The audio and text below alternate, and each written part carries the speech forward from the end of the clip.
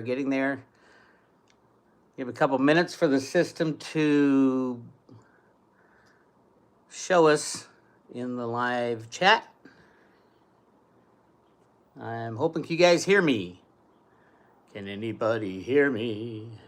Is anybody out there?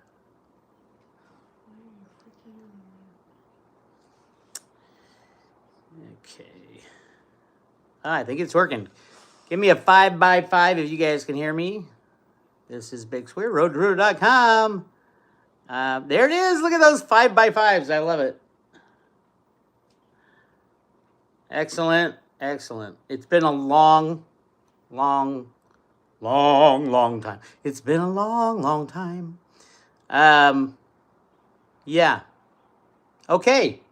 I think we get started now. I got like screens everywhere I'm looking at. What I want to do today is chat about the end game for silver, cryptos. What was the road to Ruda, the original documents? What were they predicting? What are the questions we're going to be asking ourselves as this thing falls apart? I think it should be a good discussion because I want to do a lot of Q&A here. It's been a long time since we did a live discussion. I think the sound's right. I think everything's good to go. So, first thing I want to say is, number one, thank everybody for traveling down this road with me for so long. I started getting into silver and gold first back in 1999. Got hooked up with Bill Murphy of GATA, and it's been a crazy ride. Kind of split off from the GATA folks when I found the Road to Ruda documents because they didn't want to believe that there's more than 200,000 ounces of, or 200,000 tons of gold that has ever been found. Many of them have come around since then to believe that they've been lied to about that as well, which they've been lied to about almost everything. We all have been. One of the biggest problems with America right now and the entire world is all the lies that come out. It's just never ending now, and the truth is very hard to find. But that's what we've been sticking to for the Road to Ruda people. So in 2007, I found the Road to Ruda documents at the Fed, Boston. They talked about going back to a gold standard, the problems with it, the plan to do it behind the scenes. And yeah, it's been a crazy ride ever since. Here we are, what's this, 15, 16 years later. And since I discovered these documents, and then everybody's like, what's going to happen? What's going to happen? You got me. You got me. And if you've read through the Road to Ruda documents, the teacher's guide, called the Road to Ruda, a teacher's guide, they pose over 60 questions that are unanswered about what happens when you go off an unbacked fiat monetary system. What happens when the entire world who has survived off this fiat money system for so long, I mean, the last kind of vestige of linkage to gold was gone in 71. For most of our lifetimes, we've been off, well, it depends how old you are, obviously. But for most people, we've been off the gold standard, and it's been free-floating currencies invented by Arthur Burns in the 1970s. And the reason those were able to be created and implemented is because of the computer programs that Alan Greenspan wrote back in the 1970s so that we could trade currencies back and forth, and you could control the value of those currencies with a click of a mouse. And that got implemented into every exchange on every market we live on. There's no such thing as a free market anymore in anything, literally in anything, not even cryptos, for Christ's sake. So yeah, that's where we are, and that's what we're about to leave. The end game, we won't see the dollar dying and other currencies rising up because the other currencies, you can't name a stronger currency than the US dollar. The reason it's strong is because we rig it. We rig it to be strong. Every other country, I think, on the planet now is doing the same thing the US is doing, is printing money and not telling people about it. Catherine Austin Fitts has done a ton of work down that avenue. I think the last I checked on the Skidmore numbers, they were like 100 trillion in bonds that were created that nobody knew about and are traded. So yeah, we are at a point where the world is waking up to truth. Truth is the only thing that will lead us forward. And remember, the idea that the unbacked fiat monetary system is going to be exposed for the fraud that it is means that whatever comes next will have to be absolutely 100% verifiable. That's why one of the reasons I love cryptos, besides that they are a good one, is a standalone asset. But it is a truth machine. An open source blockchain is a truth machine. And you can't lie, cheat, and steal because everybody can see the same blockchain. This is not every crypto out there, mind you. But the good ones, yeah. You can't lie, you can't cheat, you can't steal. But yeah, you can have drug transactions. That's what the bankers will tell you. Of course, they know everything about drug transactions and money laundering because they've been doing it through the SWIFT system for 50, 100 years. So it's kind of crazy. But we are in that point in time. Right now, I'm thinking it's around September that the real craziness will start, if it hasn't already started. I mean, we've been in the end of the fiat money system since the day it was invented back in 1913. The unbacked fiat money system, the creation of the Federal Reserve note. Yeah, we kind of ever since then have been thinking about, okay, how are we going to get out of this? And the idea so far, the best idea anybody's had is let's create more money and kick the can down the road. So I do expect massive money creation. There is already, and they're not telling us about most of it, but every country on the planet, if they have a brain, they know this now. And they're not worried about the US dollar. They're using it to their advantage. Don't forget, the winner of this game, the winner of the unbacked fiat monetary system is the country that built the most stuff and went into the biggest debt, and that's the United States of America. I don't think anybody knows the total liabilities of the United States now. Hundreds of trillions of dollars, not the what did they say, 32, 33 trillion that is owed. No. There's so much more owed. Unfunded pensions, unfunded Social Security, Medicare, everything. Nobody knows the full count. You kind of lose track when you hit the quadrillions and things like that. So, all right, that's where we are. I think we're at the end game. We're coming close to silver. Was always that thing that the bankers hated. That's why silver's trading at 45% of its all-time high from 1980, and gold is at 300 times its all-time high. The bankers know there's a hell of a lot of gold out there, and they don't mind. They'd love to go on the gold standard because they have gold. Silver, on the other hand, is scarce. It is the most useful element on the planet, in my opinion. It's used in flat-screen TVs, solar panels, electric cars. You name it, silver is used in little bits, and you're not going to go get silver out of each cell phone unless the price of silver is up over $1,000 an ounce, maybe 2, 3, 4,000, because I think it's less than 1/100th of an ounce of silver used in cell phones, but it is some. And when you're running out and begging the world not to buy silver, like the U.S. Mint stopped making silver eagles in quantities to meet demand because of the problem. Who knows what kind of price it would take to get recycling up and over the barriers of people's demand. And of course, there's got to be reconciliation on the 100 years of price rigging, 180 years of price rigging for the price of silver. It all started in the 1850s with the Opium Wars, the UK getting the Chinese people addicted to opium because they wanted to get the silver back that they were spending on teas and spices and things like that. So this has been a long, long game. When computers came into the picture in the 1970s, that changed everything, and everything's on a computer now. And it was a good thing at the time they controlled the system so that they didn't have a crash is what they were worried about. But now it's about 1,000 times bigger with all the derivatives. I'm thinking 3 quadrillion in derivatives. Nobody really knows. It's at least 2. A lot of people are starting to say 3. At some point, they'll say 4 and 5 in derivative contracts. Nothing can survive that. So that will be the key, and it might be triggered by the silver shortage. The bankers keep going short silver. They just did 120 million ounces last reporting week. The last week ended yesterday, so that won't be posted until Friday. But the week before that, and the week is Wednesday through Tuesday, we'll see what happens. Did they cover those 120 million? Did they? What is happening? I don't know, but we'll find out on Friday. It's fun to watch that. But again, remember, a click of a mouse, they can set the price to $1 million an ounce for silver or minus $40 an ounce for silver. It really gets you when you start thinking that way. It gets your head around, hey, this is not real.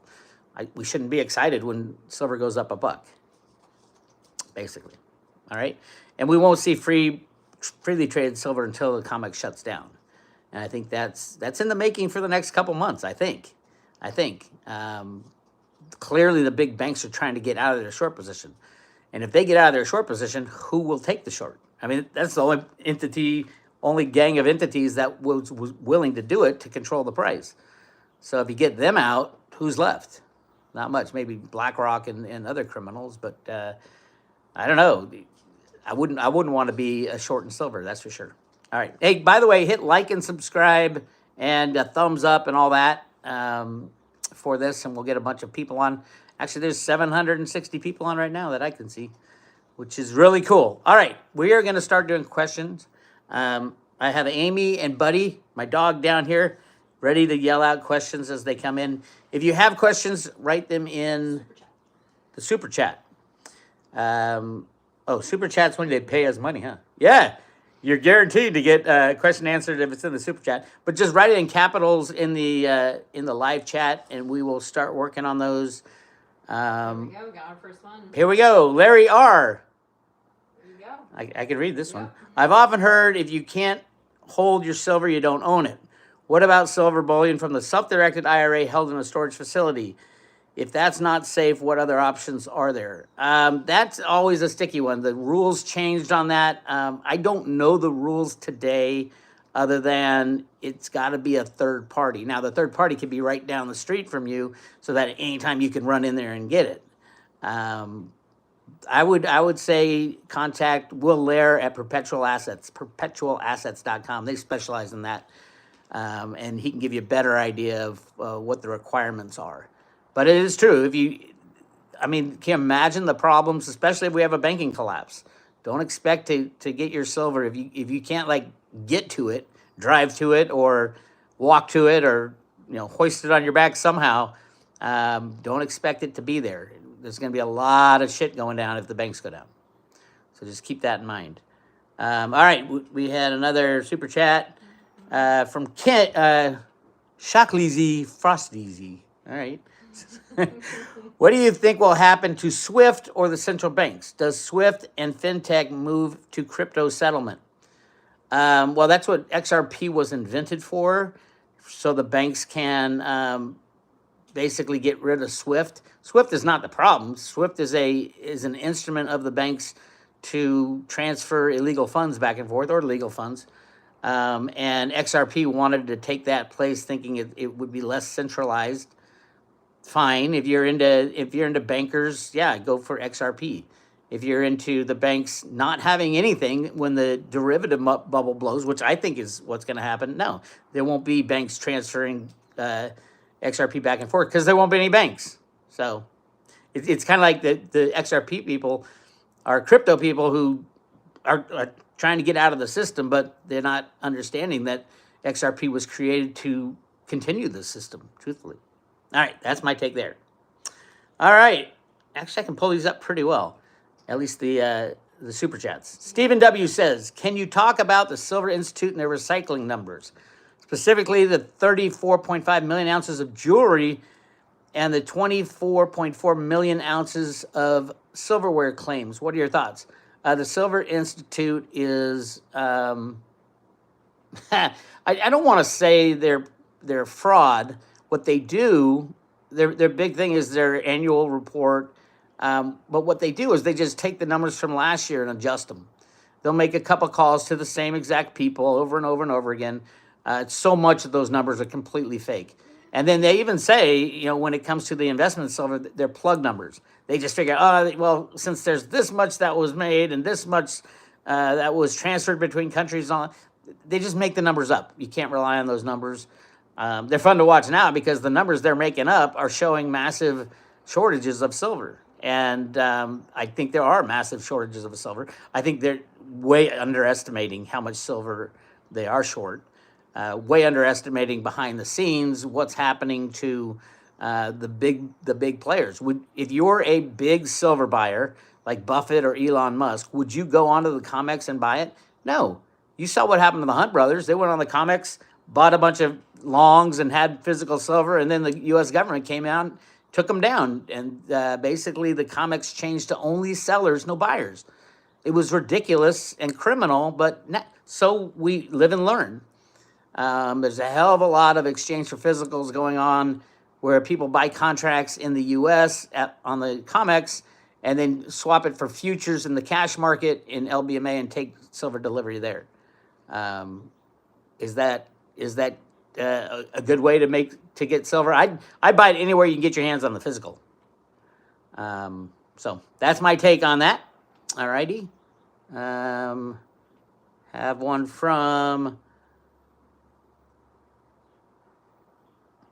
Brian Nolf. Silver Eagles, exclamation point. How important is it to have silver eagles in your stash? I've got quite a bit of raw silver, but not many eagles. Have I made a mistake in doing this? I don't think you've made a mistake, first of all. Whether they're eagles or they're not, you still have silver. Now, the question is, what's the value of the silver in the form it's in? And the reason this has come up, especially lately, Bill Holter had a huge client who was buying silver eagles. They wanted $50 million worth of silver eagles. Andy Scheckman was helping them, and they could only get I think it was about half of it, about close to 1,900,000 eagles, and the rest they got gold eagles. And the reason she bought eagles is what Bill has been talking about for a while, is that when the transition happens, when the fiat money system collapses, Jim Sinclair, who was partners with Bill, had said that the plan was to go back to a gold and silver eagle standard, a gold and silver standard for the United States, and anything that is not made by the U.S. Mint would it would be, I don't know if they would nationalize or you wouldn't be allowed to own it. I'm sure you could cash it in for fair market value because people wouldn't expect anything less than that. But it will be a difference in the value of those coins at that specific time. Now, you might be saying, who cares what's stamped on a coin? Well, if you go back to the Constitution, it does matter what's stamped on a coin and whether or not it is legit. I mean, you could take silver and stamp a whole bunch of silver eagles if you have the dies. But here's the deal with new technology invented by Honeywell, a guy named David Ryder, who was the Mint director. They invented a way to read the crystalline structure of each silver eagle or gold eagle. And because if you zoom in to the so deep into like the grains of silver in a silver eagle, they're all different. It's like they have their own DNA. And Honeywell invented a way to track that and record it. You can put it on a blockchain, and it's an amazing way to invent new money. And don't forget, David Ryder made that change to the silver eagles, would put the little notch in there, and everybody's like, what's the notch for? And I was like, how's that a security feature? I'll just take my file and carve off a notch. Well, there's two things that came out of that after I studied it enough. Number one, David Ryder did that because he worked at Honeywell, because they had that technology, which I found from the head of the Silver Eagle program at the U.S. Mint. Really great guy. I had a long discussion. If you guys haven't heard that, go to roadtoruda.com and listen to that discussion. But so it's either the crystalline structure within the notch, or more likely that notch is for positioning the coin so that the Honeywell reader can read the coin's unique ID. I know it sounds high-tech and high-future, but that's how you move to a gold and silver standard from fiat money. We're too used to using our phones and our credit cards to go back now. And with this, you can put it on a blockchain. It can be done very easily. Well, not easily. The technology is amazing, but it's an invented technology. Go check out the Honeywell site.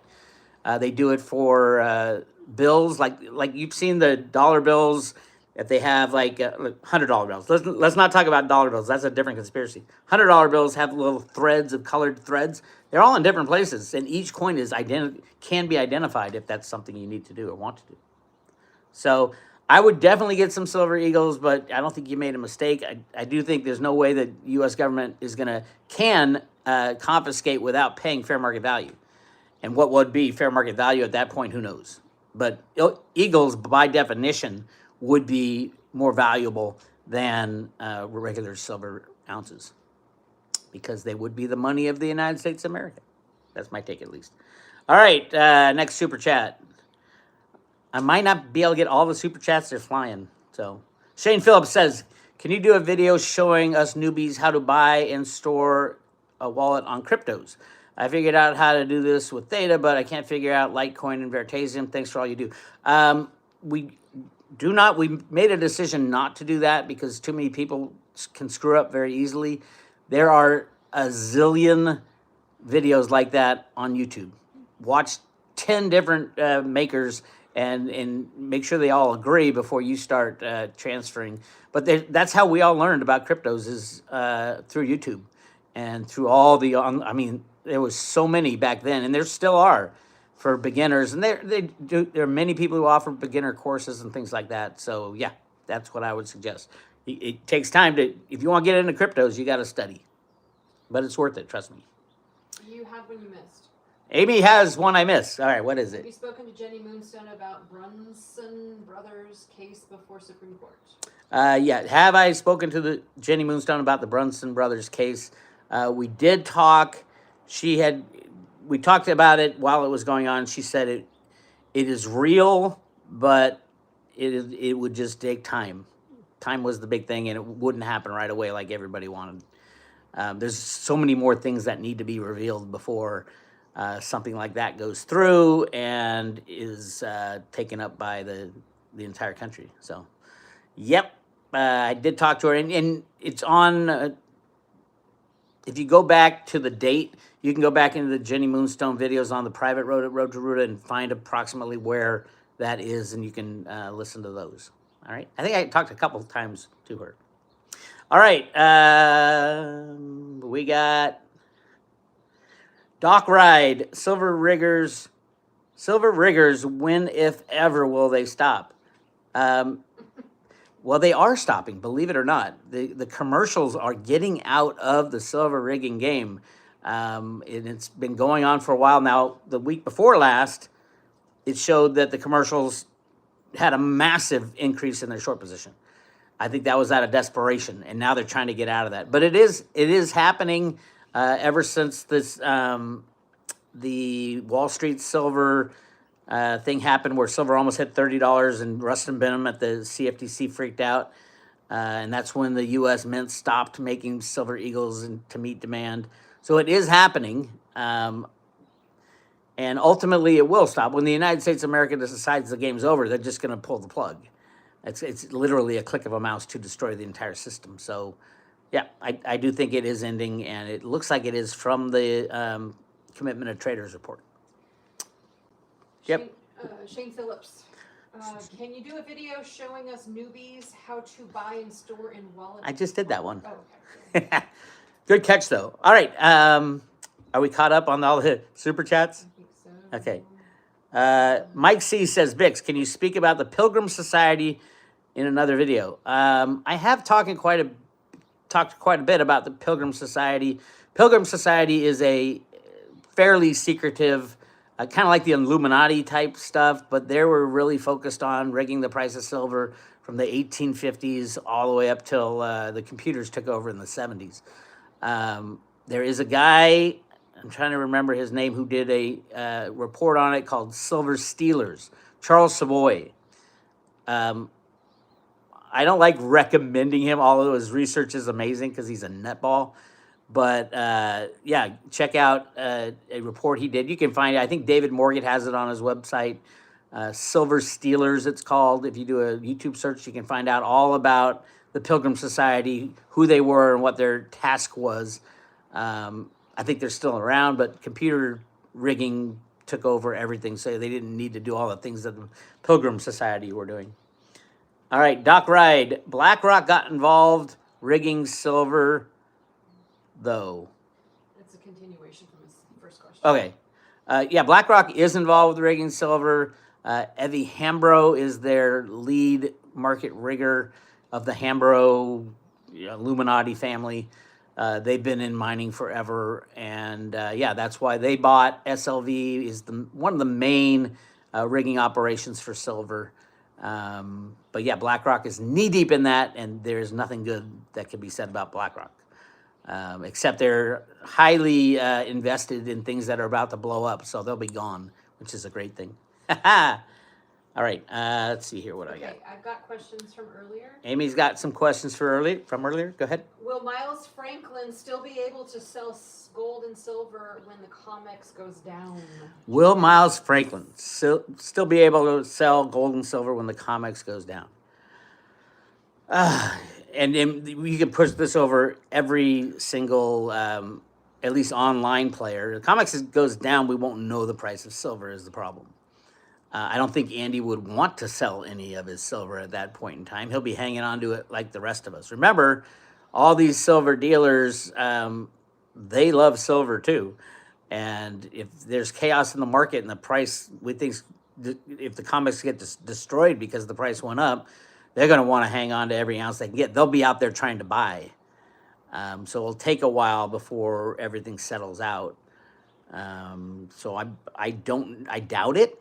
I doubt anybody would be selling. Maybe your local guy, your local gold and silver dealers will be selling. But when that happens, the amount of chaos, I mean, you look at Bank of America will be destroyed.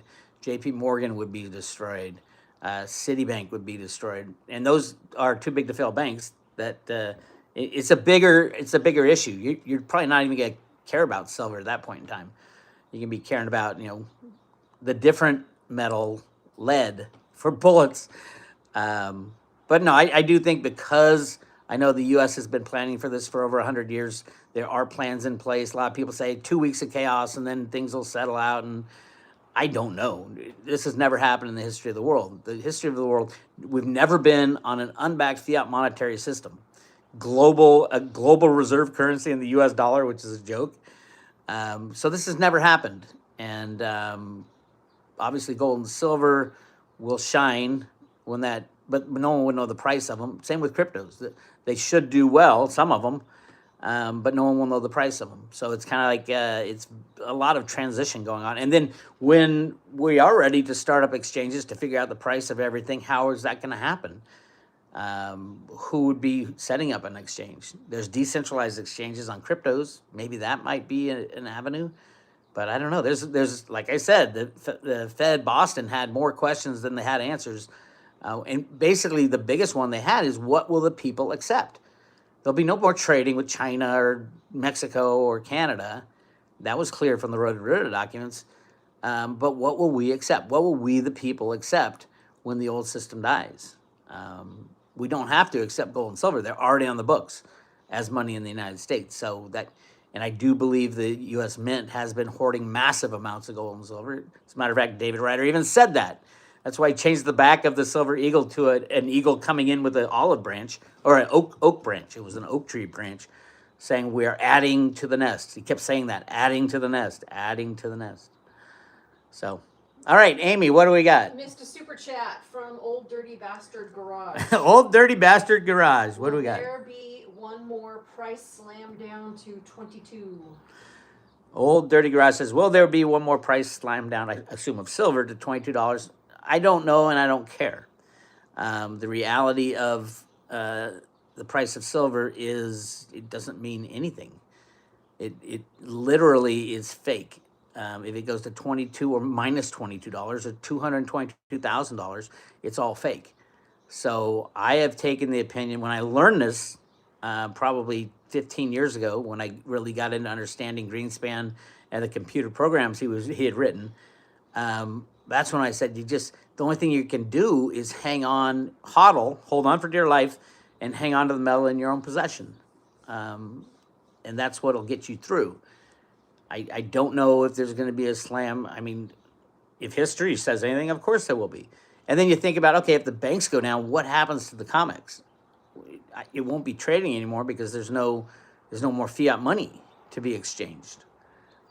It's all digital crap right now. So yeah, that's a bigger question. In the chaos, what will be worth what? Most people will be looking for something to eat and something to drink, and the lack of communications was really going to be scary. You're not going to know it for days and days and days, maybe weeks and months, what really happened. So keep that in mind. It's bigger than you can possibly imagine. That's why they kick the can. All right, next question, please. There we are, super chat. All right, we got a super chat. Larry R., can you please read my super chat from earlier? Reposting for your convenience. If silver is worth $1,000 per ounce, why would a silver eagle be worth any more than any other ounce of silver? Well, if any form of silver is worth $1,000, the reality is if silver eagles were not worth $1,000, they would just be melted down and turned into $1,000. That's why it goes to Grisham's law, how good money chases out bad money, or bad money chases out good money.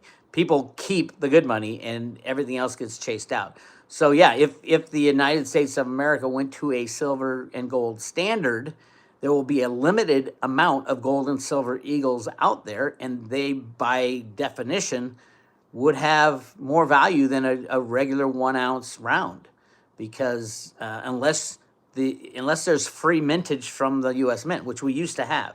Now, if there's free mintage, that means you can take your 1 ounce round or your 100 ounce bar and go to the U.S. Mint, and they will make you a U.S. denominated coin, silver eagle or whatever it is. I would hope. I mean, that would be the best thing, I think, for the United States. That really speaks to free markets, but so the answer is scarcity. And again, it's down to David Ryder's technology from Honeywell to scan every silver eagle. So when they made a silver eagle for you from a silver round, they would scan it and put it into the system as an identified silver eagle. That would be great. Whether or not the government does that, I don't know. But it would solve one of the problems, which is the availability. Is there enough metal to do this type of thing? And that's the other thing, is nobody knows how much silver's in the world. Nobody knows how much gold's in the world. So valuing the new money is going to be difficult as well. There's all kinds of problems we got to deal with. So that's the question. That answer to that question. All right. Are we caught up on questions on super chats? Stacklin Heavy. The super chat. Okay. I don't see it. Green. Not on my list. Can you comment on silver market manipulation to hide flows into silver space program and hidden technology? See Okay. Dr. Michael Stahla's work. Yeah. Asking about the silver manipulation to move physical silver into the secret space program stuff. Catherine Austin Fitz has done a lot of this work there. A lot of money has been transferred into that area.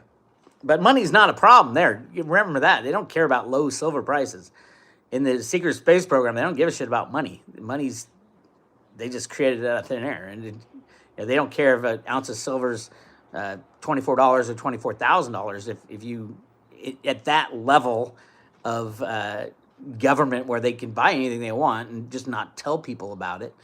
No, I don't think they care about silver market rigging. But yes, I do believe a lot of silver is used in the secret space program. I think a lot of silver is used in the new technologies that are coming out for energy. And I think Elon Musk is kind of hiding that one. So we will see. All right. Let me see if I got... okay, there we go. How can we learn more about crypto so no one gets scammed?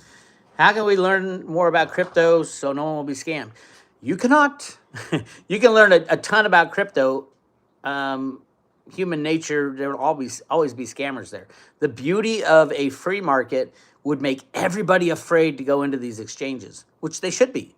And it would make those exchanges that figure out a way to do it properly much more valuable. See, that's the problem with these regulators, is that they don't allow people to think for themselves. They don't let people lose. And same with the central bank. what do they call it? It's called they got a name for it. When the bank always bails you out, you'll take massively more risk. So same with cryptos. You just got to learn it. If you think you're going to get scammed, don't do it. Or just learn more and more. Human nature is always going to have people trying to steal your stuff, and you got to learn. And the best way to learn is to lose it, and then you'll never do that again. So, Mr. Super Chat, have more than 1 bar of gold when how to calculate to trade for ASE. how more Have more than 1 bar of gold. have more than 1 bar of gold. When how to calculate to trade for American Silver Eagle. Yeah, I would say check the gold eagle or the gold silver ratio. Right now it's 80-1, which is ridiculous. It's the dumbest thing anybody's ever heard of. It really points to price manipulation beyond any other metric you look at. So yeah, I think ultimately, I think the first stop will be 7-1, which is what's coming out of the ground. 7 ounces of silver for every 1 ounce of gold. But I talked about it this morning. We also have the majority of silver coming out of the ground is going into the industrial side. So you really have like a 3-1 ratio investment silver versus investment gold. And then you take it further and say, how much gold is there really in the world? Is there really 200,000 tons that's been mined that Jeffrey Christian will tell you? Or is there something a lot higher? And everything I've studied shows it's a lot higher. Just read Sterling and Peggy Seagrave's book, Gold Warriors, about the Philippine Yamashita's gold. Read my work on the Grand Canyon gold. There's massive amounts of gold in the sand in the Grand Canyon. It's all in not and below, above and below in the Colorado River. It was just a matter of price, and they were going to start mining it back in the early 1900s, but the bankers set the price at $20, so they couldn't mine it.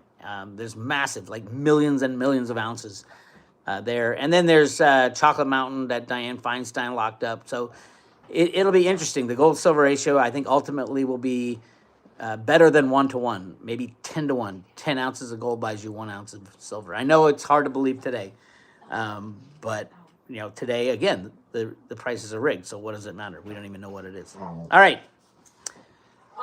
Super chat. Doc Ride. I got that one here. No, okay. Doc Ride says, we're going to get the silver free so we can buy our freedom before these mofos call us and slave the rest. Absolutely. I am on that bandwagon. There are good guys behind the scenes. Trump was and probably still is working with them. I do think we're in a military type of rule at the moment. I don't think this Biden administration is real. I think it's all done for show. So yeah, and anybody running away from America, chicken shit. No offense to my friends who want to get out, but hey, remember, every country is different.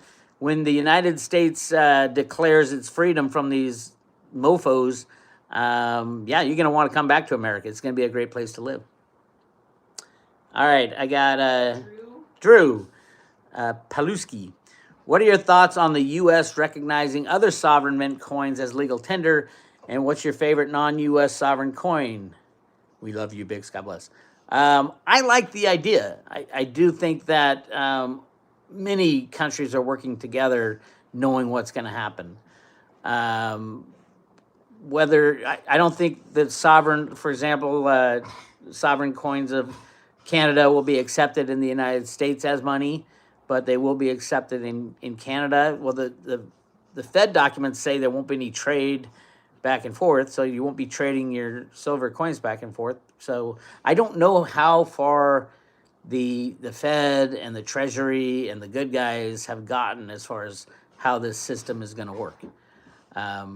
Obviously, you're probably better off having your own sovereign currency in your own country. But I have a little bit of everything because I didn't understand this stuff for a long time, and nobody knows if it's real too. Nobody knows if the countries are going to go back to their sovereign gold and silver coinage. So it does look like it though from everything I've read. All right, the next super chat. I think it's I don't have that one. MacMahon. Why don't you read me that one? Do you know anything about niobium? Do I know anything about niobium? No. Niobium? Niobium. I do not. But that's, yeah. Sounds like a crypto, or it could be a metal. All right. Stack and heavy. Stack and heavy. News. Toyota announced a new silver carbon-based solid-state battery anticipated in EVs to be on the road in 2027. Yeah, there's, a lot of people were pointing at the new batteries weren't using as much silver. The new solar panels weren't using as much silver. And now all of a sudden, new batteries and new solar panels are using more and more silver because they can get even more power out of them. Well, the question is, right now, there's no kind of roadblock because the price is so low. If silver is free, yeah, you can invent all kinds of things. If silver's $1,000 an ounce, it might have a little different idea about how much silver to put in the solar panel. So it's great to hear about Toyota's new solid state battery. From all the papers and official papers on solar and electric vehicle growth, none of them can happen. None of them can happen because each one of them says, oh, by 2050, we're going to use up 100% of the silver. Well, then there's no, that was the solar, this big solar report. Then there's no electric cars. There's no cell phones. There's no flat screen TV. You see, the problem is in these reports, they assume a static price.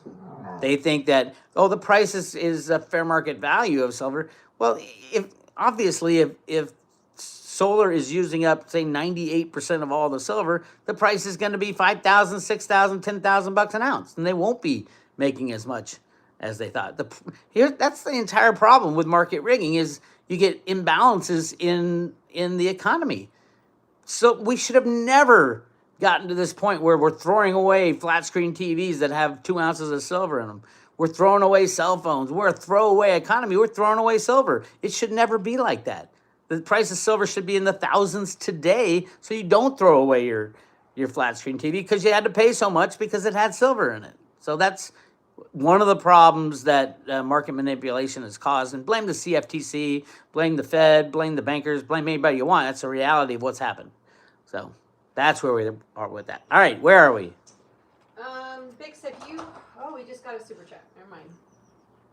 How do we obtain theta? How do we obtain theta?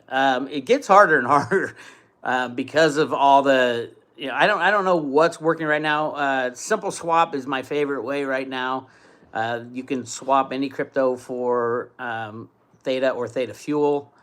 I think Binance US, I'm not sure if they're up and running right now. There's a lot of talk about who's been shut down and who hasn't. What are those guys? You can use a broker. What are the? Now I forgot their name. I'm having a brain fart. Who's that crypto broker, babe? From Australia. Change Angel? No, from Australia. Oh, Caleb Brown. Caleb Brown does a great job.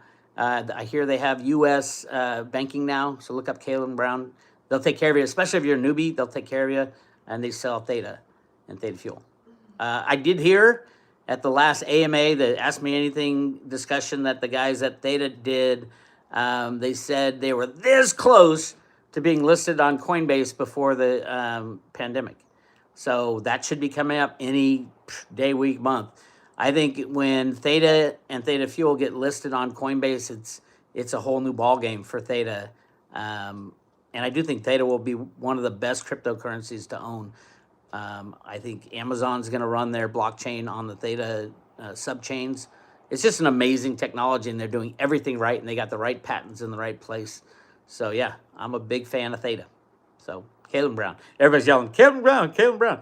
Yeah, I don't know how that skipped my mind, but they're great, and they've helped a lot of Road to Ruda people get Theta. All right. I got a super chat here, I think. Oh, that's it. What do we got next? Have you heard of ARCHAIX on YouTube? Never mind. What I'm talking about? What do you recommend as the best way to buy XRP? What do I recommend as the best way to buy XRP? Again, you guys know I'm not a fan of XRP. I don't think the technology is that great. It's a banker coin to try to get around the SWIFT system. Why would the banks even want to use that? They can do it themselves. But if you want to buy it, XRP is sold on almost every exchange. I think Coinbase had to stop, but I think they started again because of the ruling that it was this crazy ruling came out at XRP that said if you're a retail buyer, you didn't do anything wrong. It's not a security.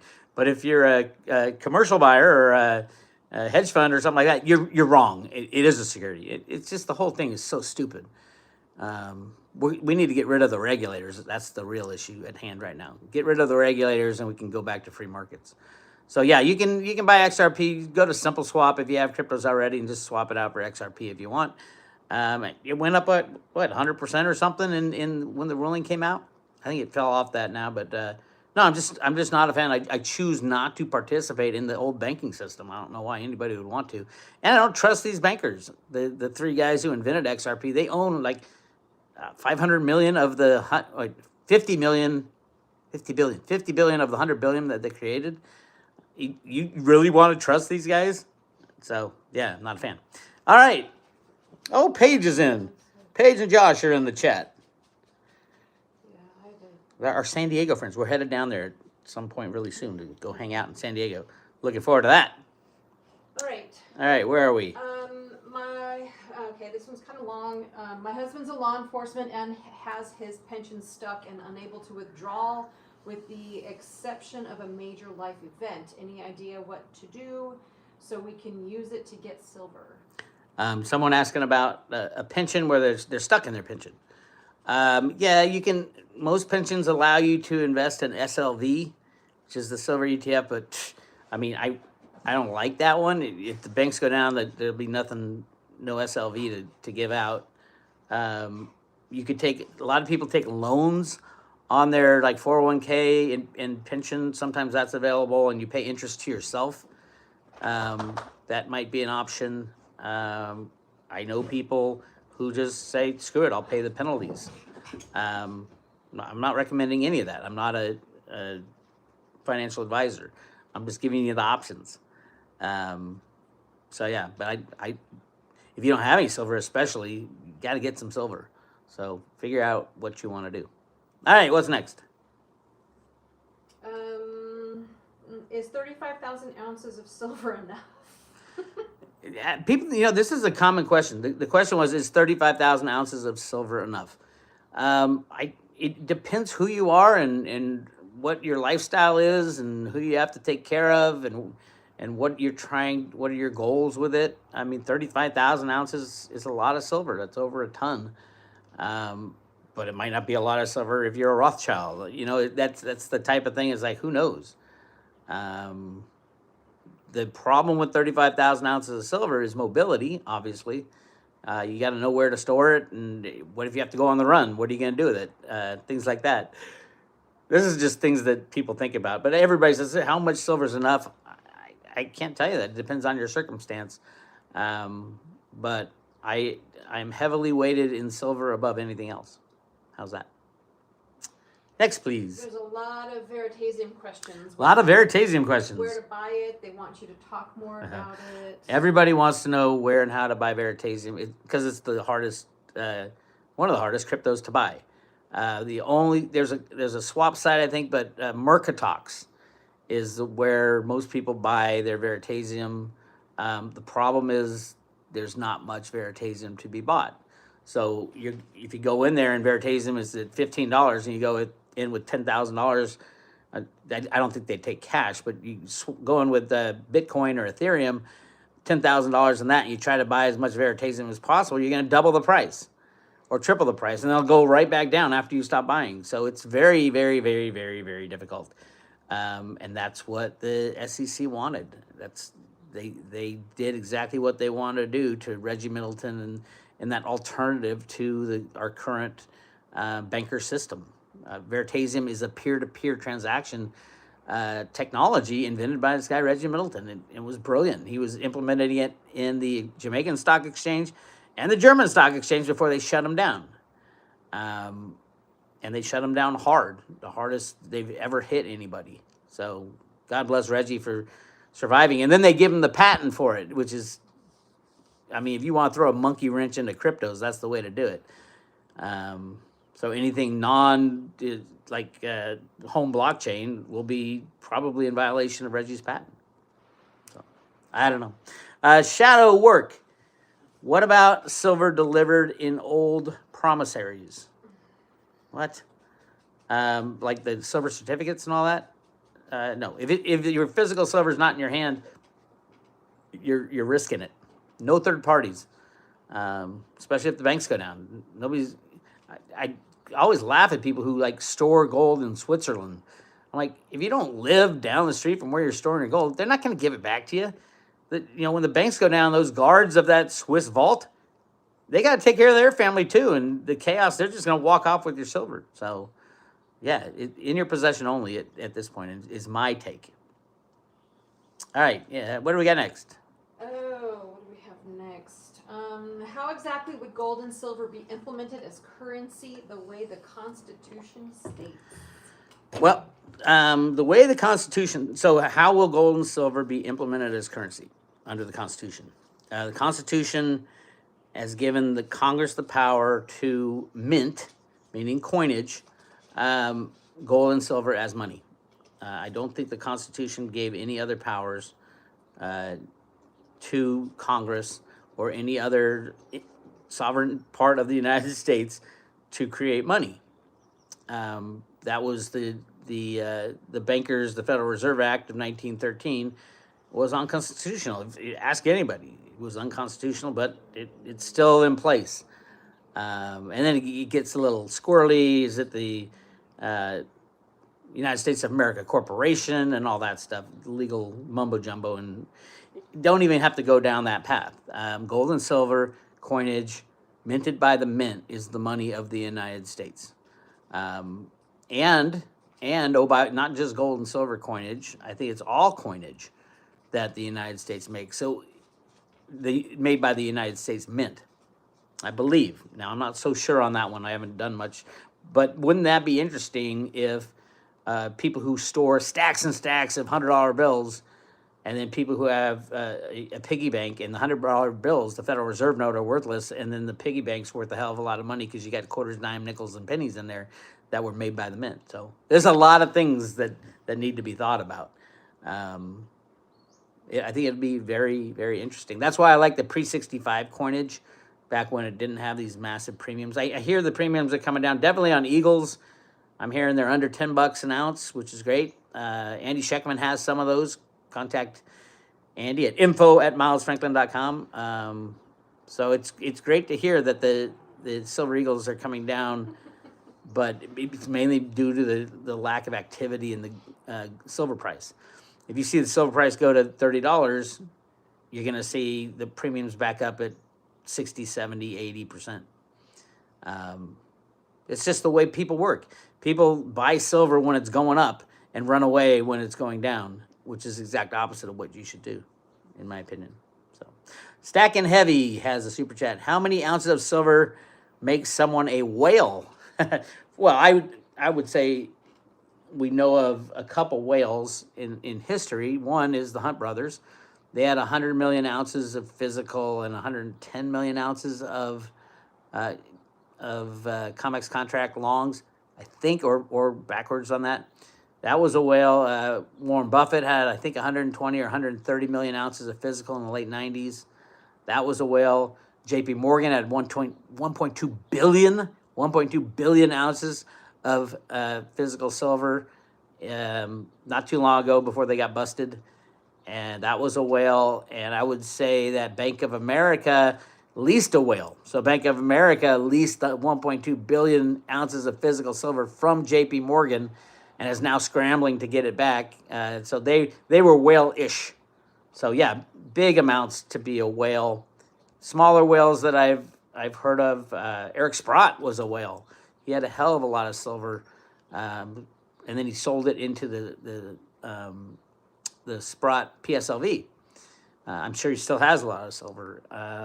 Other whales are I guess the woman, people keep asking me, what happened to that Andy Scheckman, Bill Holter customer who bought the $50 million worth of gold and silver eagles? Andy said he hasn't heard from her at all, or heard from Bill about that. I think she's out there buying more than she ever has, but not telling anybody. I think it was a mistake to tell people something that big was going on, because if you want to buy silver at low prices, you don't tell anybody you're going to buy $50 million worth of silver eagles. That's my take, though. But that's come from, I was a broker for a while, and I made the mistake. It was computer equipment back in the 80s. Made the mistake and said, "Oh, I got all these computers that I got," and I'm telling the market, and everybody knew it. And all of a sudden, the price just dumped, and I'm like, "Oh, so you don't say anything if you got a lot to sell or a lot to buy, and you take little snippets." And I think that's what's going on right now with the comics. With you see all this up and down. There's some big buyers, but they don't want to buy to drive the price up. They're buying slow and steady wins the race. Is my take. All right, Amy, what do we got? What's the best wallet for storing theta? What's the best wallet for storing theta? I like a Ledger or a Trezor wallet. It takes a little, you got to learn how to maneuver in there, and you can find those videos online. If it's not much of theta, the phone app, their app is great. They have a great wallet. It's really easy to use. But make sure you keep your seed phrase, keep your private words, whatever they call them. And because if you lose your phone, you lose your Trezor, whatever it is. Yeah, that's my take. And then there's also paper wallets, but that's a little more complicated. You have to make them from a computer that's never seen the internet, print them through a cable on a printer that's never seen the internet, that type of stuff.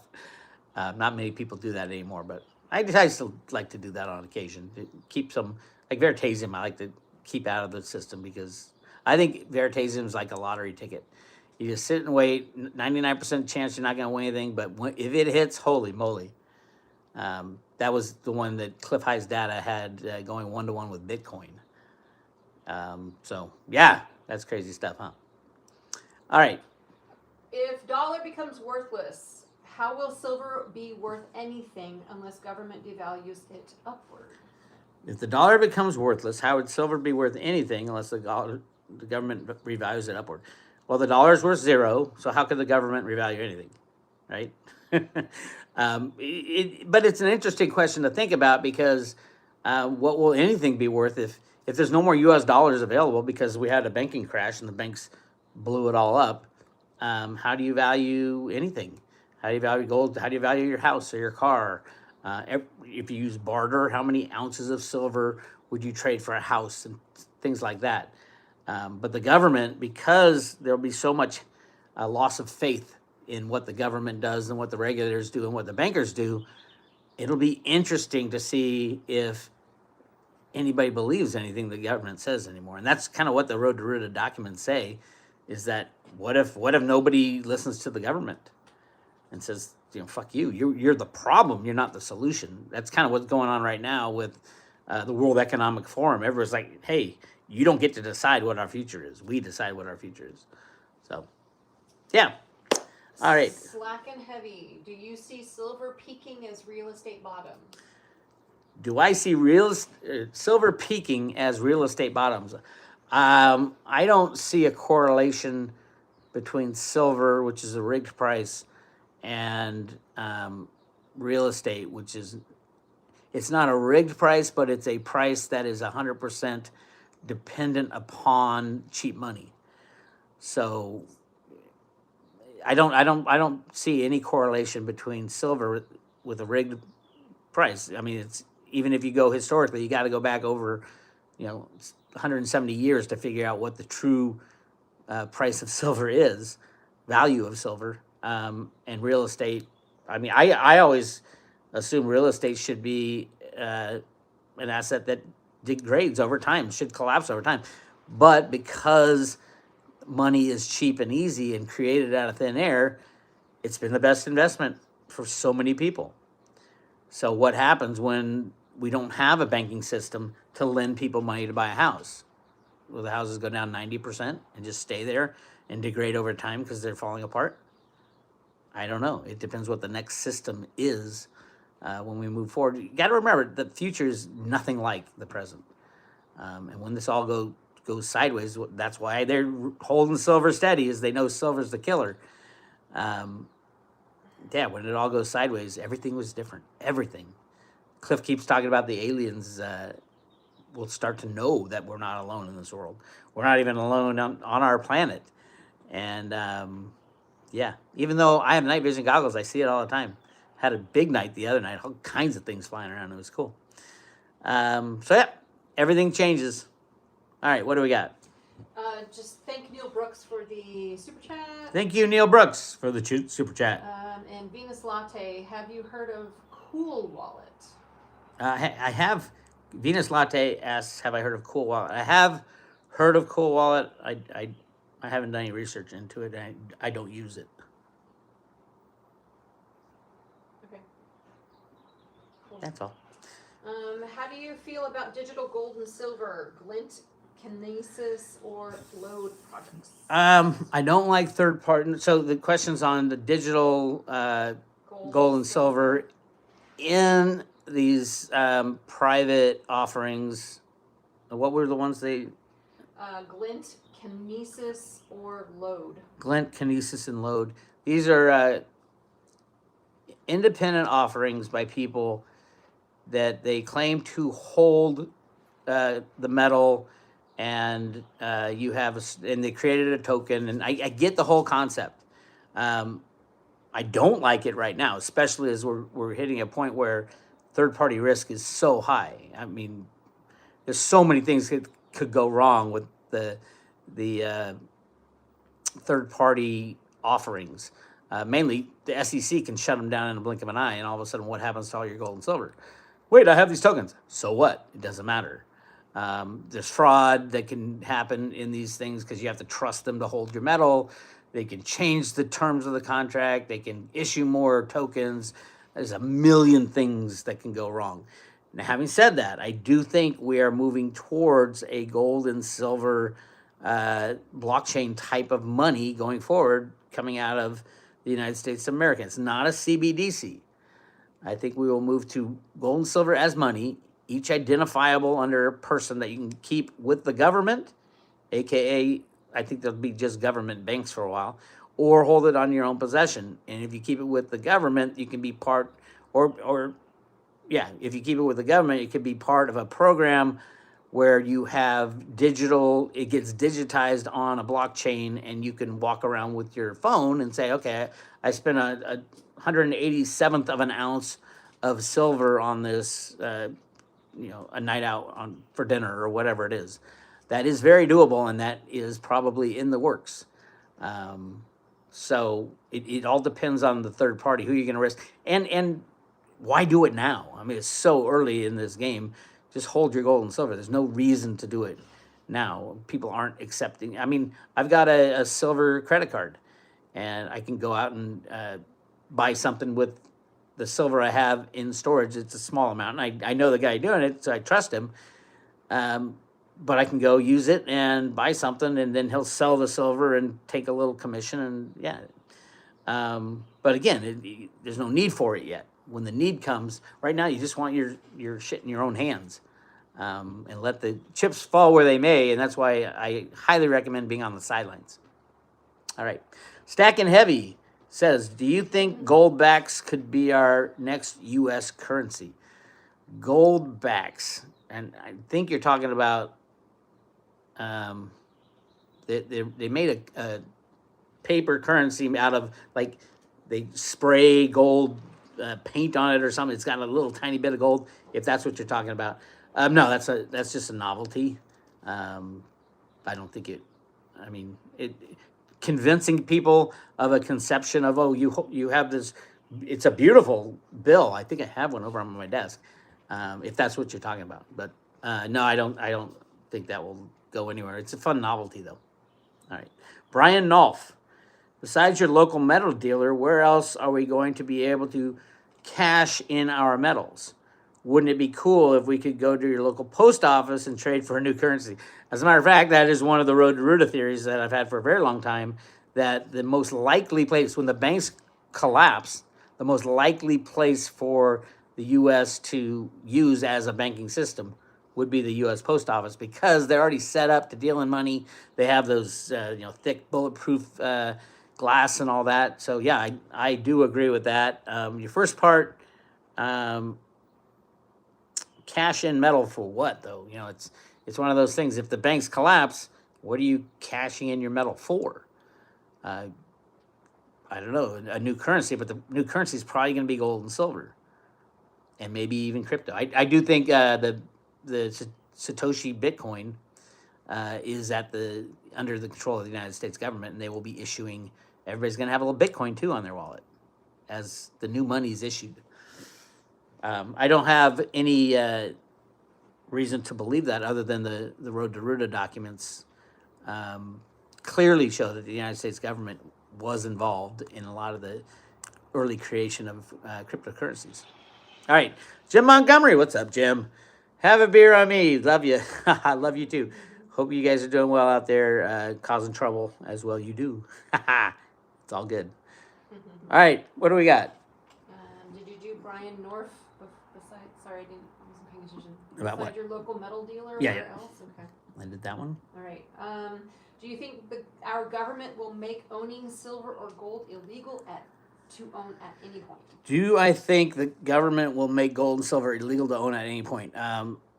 If the bad guys are in charge, yeah, sure. I don't think anybody would. I don't know a person who owns gold and silver that would turn it in if the United States government declared it illegal. I think more than likely the people would turn on the government at that point. But having said that, I don't know what the future is going to be like, and I don't think our Constitution will allow confiscation without proper payment, fair market value type payment for that thing you're confiscating. So that's my take, at least. Gene Green says, is there any other IRA silver place you recommend other than perpetual assets? No. And the reason I say no is that there's been a lot of scams in that area, so you got to know the people you're dealing with. And I know Will and Gus, and I trust them, and I know that they don't hold it for you. They recommend how different storage places and how to do that. So they aren't the ones who would scam you. They're just the facilitator of it. But I do not know any other one that I would recommend. There are a lot of them, but a lot of them have been cheating and lying and stealing too. So be careful there. Larry R., thoughts on crypto transactions being monitors versus unable to be tracked. Both options are downfalls. Yeah, it's a lot of what we think is all right for privacy kind of goes away in this new technological era, which really sucks because they can abuse it, and they have abused it for so long. On the other hand, there's a lot of cryptos that you can do peer-to-peer that the government will know nothing about ever. So it's pseudonymous. It's not anonymous. It's pseudonymous, which means they can track it to the private key, but they don't, unless they know who holds that private key. You can't go anywhere. But there's good ways that the government can track it. Good ways. There are ways the government can track keys and coins, but there's also, for everything they invent to track you, there's other people inventing things to make it untraceable. So yeah, it's a brave new world, although it's not new anymore. Remember that, it's 13 years old. Yeah, I do think it's, when the SEC says, oh, it's a new thing we need to regulate. It's not new. You assholes are not regulating on purpose, so you can regulate by enforcement and try to keep people away. Gary Gensler belongs in jail for what he's done to allow the banksters to get in on. Banksters are buying the hell out of Bitcoin and Litecoin and XRP right now because Gary Gensler allowed them to get in by destroying the DeFi idiots. I mean, the DeFi people, oh my God. don't get me started. I've been talking a lot about this. You should not have, if it doesn't make sense to you, why did you do it? Obvious Ponzi schemes, so much of the DeFi, not all of it, but so much of it was obvious Ponzi schemes. And Gary Gensler allowed that to happen so he could use that to crash the market. So yeah, absolutely think he belongs in jail. All right, what do we got, Amy? Veritasium questions. Questions, okay. Yes, why haven't you talked about it, and how can we purchase? I talk about Veritasium all the time. I don't know why. It's like people will not see me for a few days, and they'll say, "Oh, you haven't talked about Theta." I talk about Theta and at least once a week. No, there's not a lot going on price-wise because there's nothing going on in cryptos price-wise because of Gary Gensler.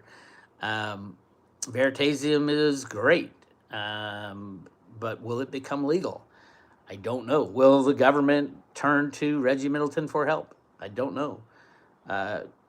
Reggie's patent is extremely valuable, and he's promised at least that those holding Veri tokens they'll get a discount from any enforcement on patents type of thing. But unless they release the 98 million tokens to Reggie and he can go on about his business and helping the world with peer-to-peer transactions, not much can happen.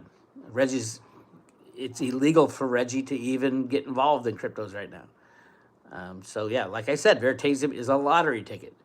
If Cliff High's data is right and the government does go to Reggie, then all of a sudden your chances to win the lottery are a lot better. But right now it doesn't look like anything can be done. Reggie is the man. He invented something that would have changed the world, and the regulators and the bankers and the politicians wanted to get their share before it get released, I think, is my take. All right, what do we got? Okay, a lot of people are asking about your opinion on Dick Algaier. If you've seen his latest video, they're wondering, why is Dick Algaier working against humanity? Why is Dick Algaier working against humanity? I love Dick Algaier. And I've been down this road with Dick, and we've disagreed on a lot of things. We agree on a lot of things too.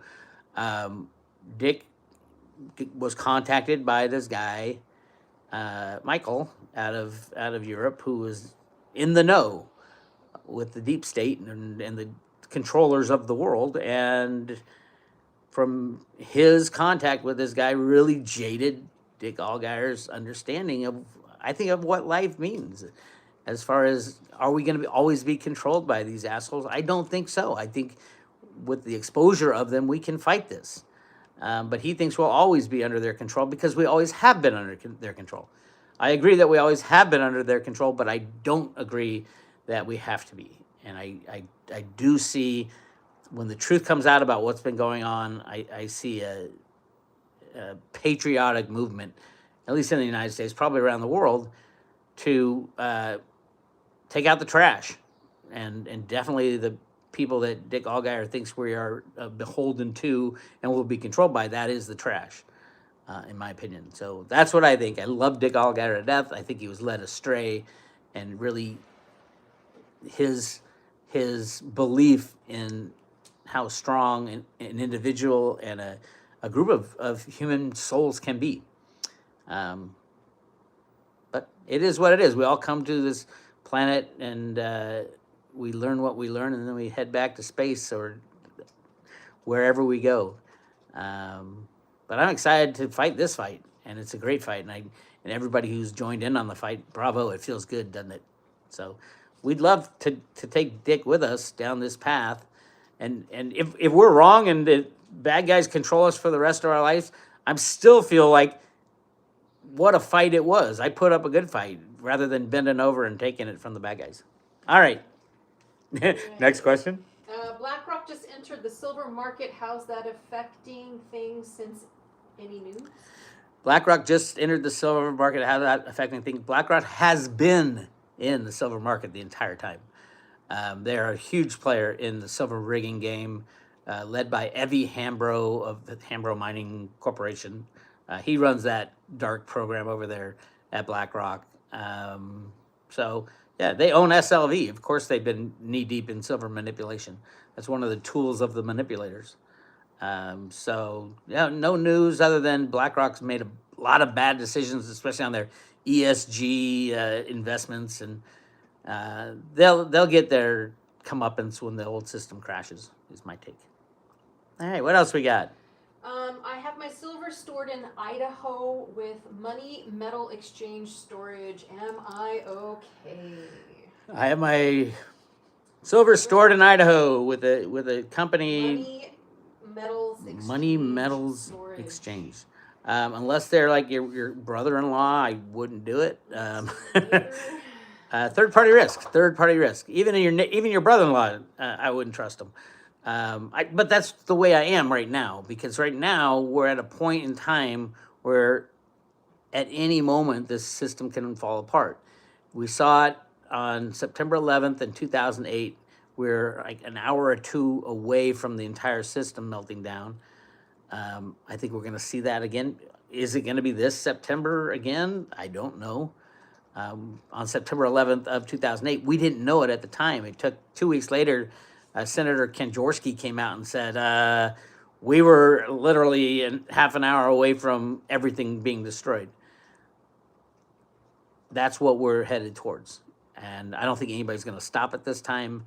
It would, but I think the United States is ready for the old system to end, because we are clearly losing our asses compared to what the BRICS are doing in China and Russia and every other country. We are falling faster than any country probably has fallen.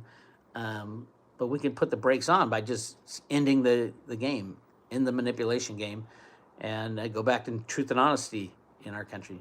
That's my plan, at least. All right, next question. What's the law around minting your own 1 ounce silver coin? What's the law around minting your own 1 ounce silver coin? You can mint any coin you want. Certain things you cannot do is write on the back, this is a US dollar. What was the guy's name who was creating these silver coins? And Van Haas, I forgot his name. Great guy. I met him at a GATA conference. But he was doing just that. Now, the U.S. Mint and the Secret Service will have a problem if you declare it to be a dollar. And he was really screwed. And remember, the government doesn't give a shit about law. They'll take you down if they want to take you down. So, yeah, you can mint your own coins. As a matter of fact, what is the rule on minting your own coins? There's the Road to Ruda coin right there. You can do it. See? Got my name on the back. Where am I going? Yeah, if you join the Road to Ruda, we give you a Road to Ruda coin. They're not for sale, Amy said. Only we give them away with the free, with the $2.99 per year private road subscription. Or renewal. And you can renew anytime. And you can renew anytime you want, As Amy many says. times as you want. Can you hear Amy in the background?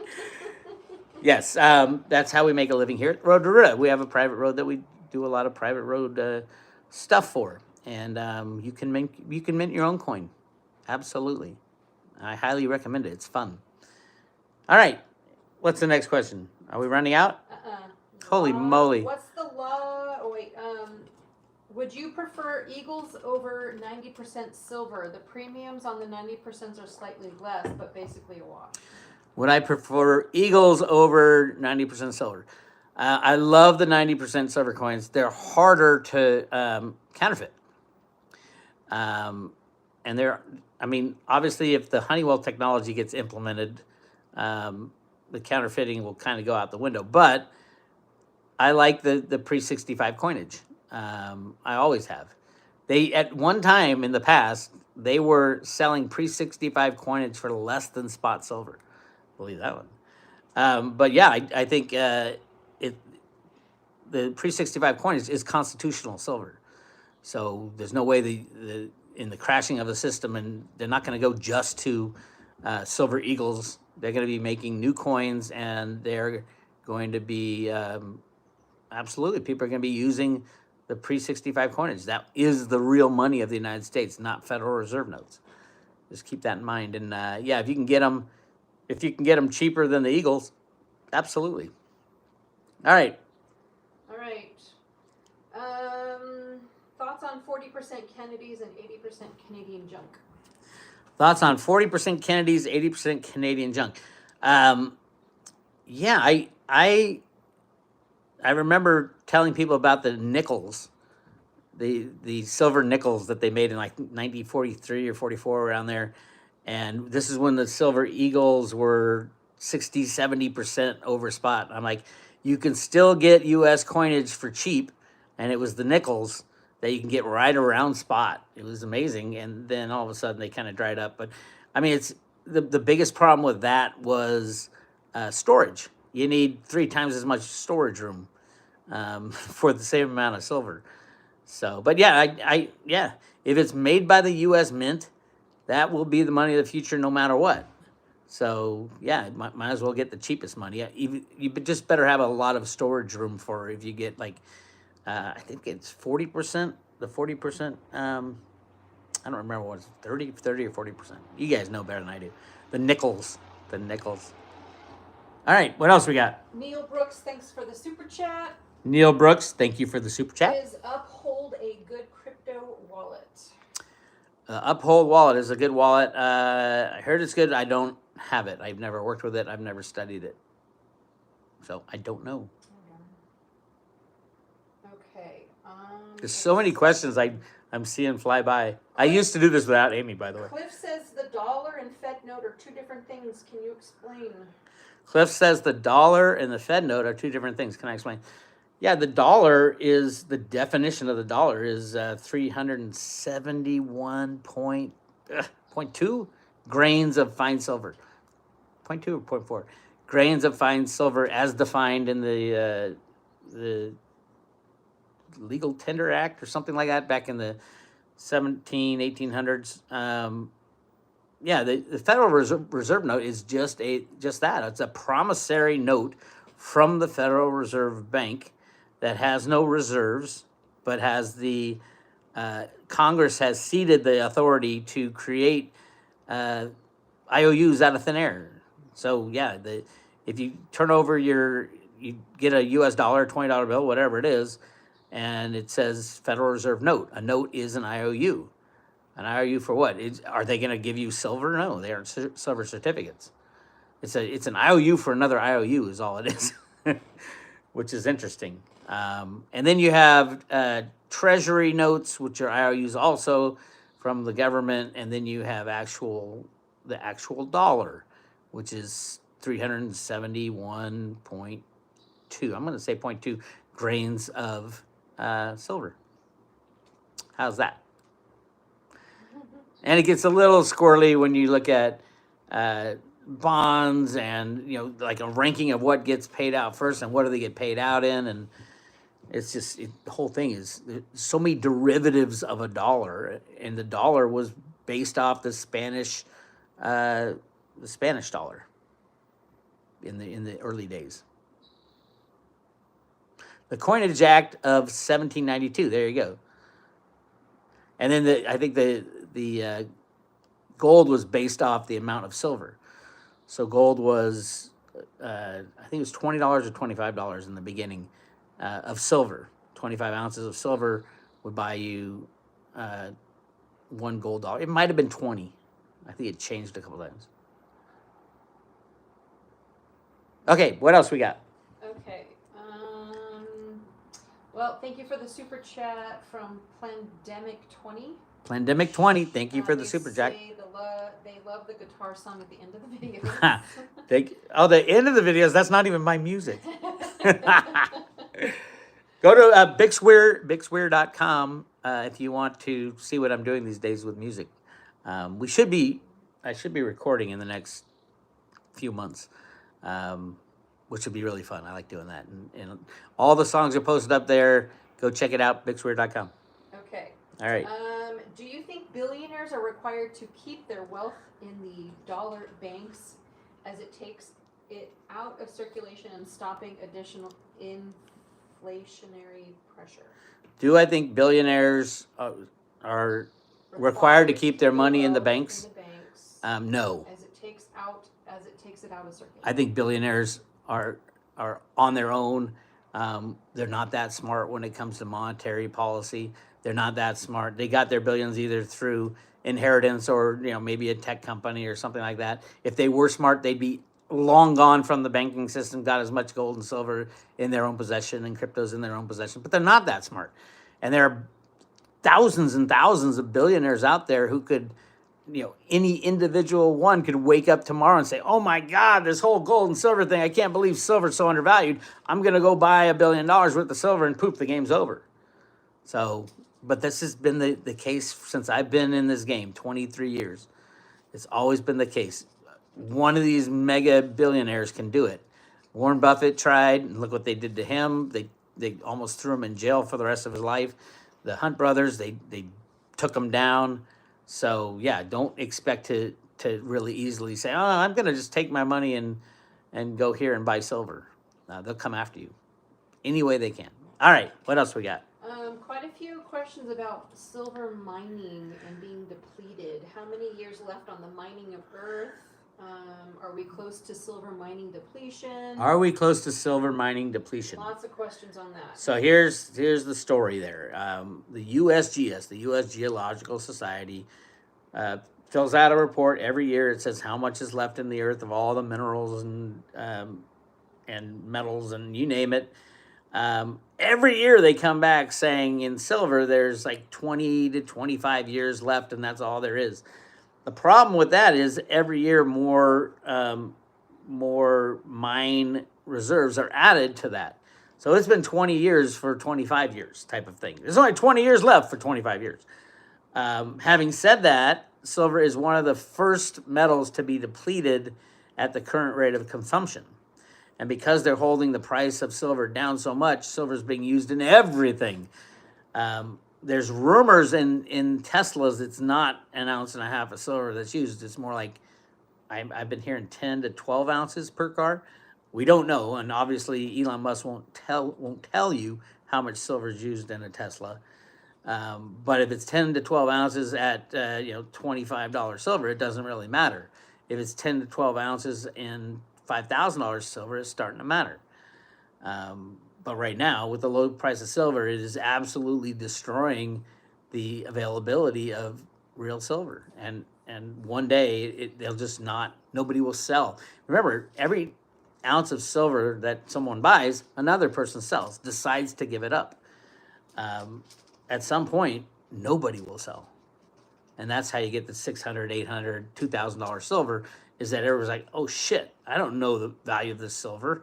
And look what's happening to the dollar. We'll look at everything else, but oh my God, my silver keeps going up. I want to buy more. These people are going to want to buy more silver, not sell what they got. And it's all due to the market rigging, the inefficiencies of the comics and the way the Western world has controlled the price of silver. That's my take. All right, what else we got? Let's see. Your thoughts on Jubilee?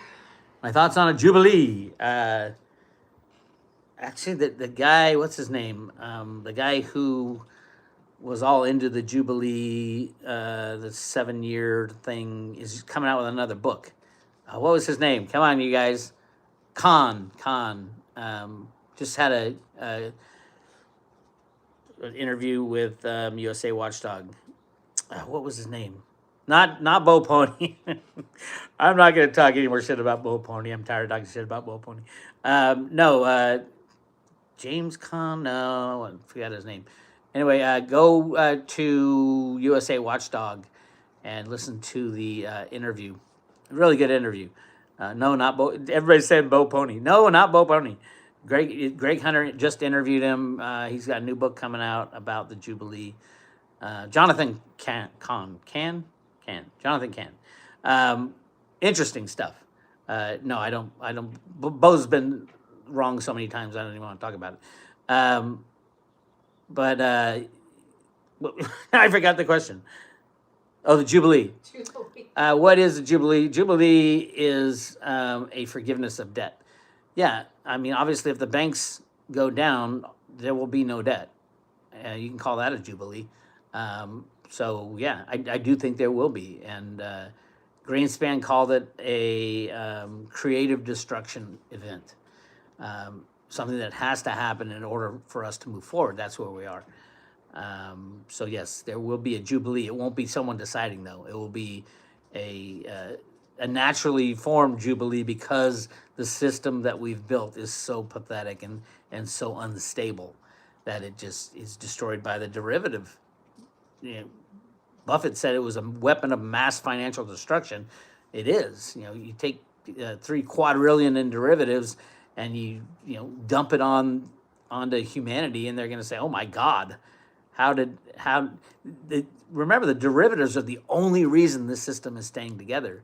It is the glue that holds the fraud together, and when that goes, we get back to truth and honesty. But all debt is destroyed. But remember, when debt is destroyed, one man's debt is another man's asset. So all the assets are gone too on the electronic fiat side of things, not crypto.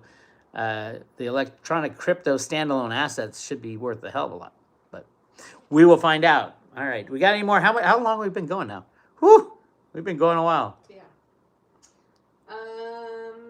We got more questions, if they though. shut down silver mines, how long would it take to reactivate or find new ones?